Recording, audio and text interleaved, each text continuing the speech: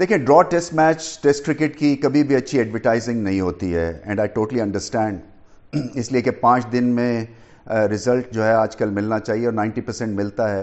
But 2-3 چیزیں آپ کے ذہن میں دوبارہ سے میں ڈالنا چاہتا ہوں. سب سے پہلے تو یہ کہ جیسے میں آیا تھا تو سب سے جو ہیڈ لائنز لگی تھیں میرے آنے کے بعد وہ میرے کامنٹس کے اوپر تھیں کہ پچز جو ہیں پاکستان میں یہ ریڈو ہونے کی ضرورت ہے اور میسیولی ریڈو کرنا ہے. مگر کیونکہ میں سپٹمبر میں آیا تھا تو سیزن شروع تھا، اس لیے ایک پچ بنانے کے لیے 5-6 مہینے لگتے ہیں، اور جب سیزن آف ہوگا تو آپ دیکھیں گے کہ آسٹریلیا سے سوائل آ رہا ہے. ہم نے اپنے یہاں پہ ایکسپیریمنٹ کر کے سوائل جو ہے کچھ تیار کیا ہے سوائل ایکسپرٹس کے تھرو، اور 50 سے 60 جو پچز ہیں آل اوور پاکستان وہ ہم ریڈو کریں گے انشاءاللہ جیسے ہی ہمارا سیزن مارچ اپریل میں ختم ہوگا. مجھے فینس کی جو فرسٹریشن ہے اس کی سمجھ آتی ہے، اور یقینی طور کے اوپر رزلٹ آ جاتا تو بڑا اچھا ہوتا. مگر یہ 3 ٹیسٹ میچ کی سیریز ہے. دیکھیں سوچنے کی بات اور سمجھنے کی بات یہ ہے کہ ابھی بہت کرکٹ باقی ہے، اور ہم صرف for the heck of it ایک تیز پچ یا ایک باؤنسی پچ بنا کے آسٹریلیا کے گود میں کھیلنا نہیں چاہتے. یہ بھی بڑا ضروری ہے کہ جب ہم گھر میں کھیلیں تو اپنی طاقت کے حساب سے کھیلیں.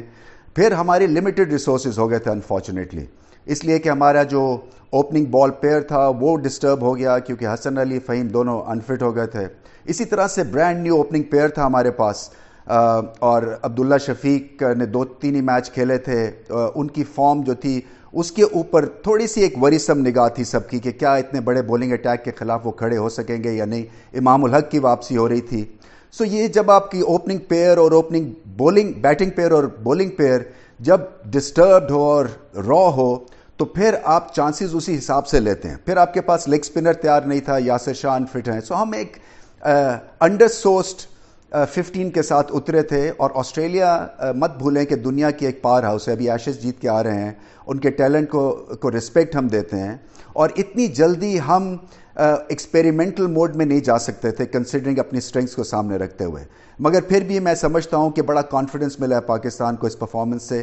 بیٹنگ خاص طور پہ چمکی ہے، بولنگ میں 6 وکٹیں ایک سپنر نے لی ہیں، تو یہ ایک برائٹ پوائنٹس ہے. مگر فینس کو سمجھنے کی ضرورت یہی ہے کہ ہم پوری کوشش کریں گے کہ رزلٹ اورینٹڈ سیریز ہو، مگر پچز جو ہیں وہ ایسے نہیں ہے کہ جادو کی چھڑی ہے اور کوئی ڈنڈا ہلائے گا اور پچ جو ہے وہ سرسبز ہو جائے گی یا رزلٹ اورینٹڈ ہو جائے گی. ہم نے آسٹریلیا کو ہرانا ہے، احتیاط کے ساتھ اپنی اسٹریٹجی بنانی ہے، اور جو اسٹریٹجی بنتی ہے وہ یہ ہے کہ لو باؤنسی ٹریکس ہوں جہاں پہ گیند ریورس ہو، لیگ بفور اور بولڈ آؤٹ کے ڈیسیجنز جو ہیں ان پلے ہوں، جہاں پہ ہمارے اسپنرز جو ہیں وہ اپنی کارکردگی دکھا سکیں. اور اسی طرح سے بیٹنگ جو ہے وہ ہائی باؤنس کے خلاف جو ہے اس کو ایک لو باؤنس کے خلاف جو عادت بنی ہوئی ہے ہماری وہ ہمارا ایڈوانٹیج ثابت ہو سکے.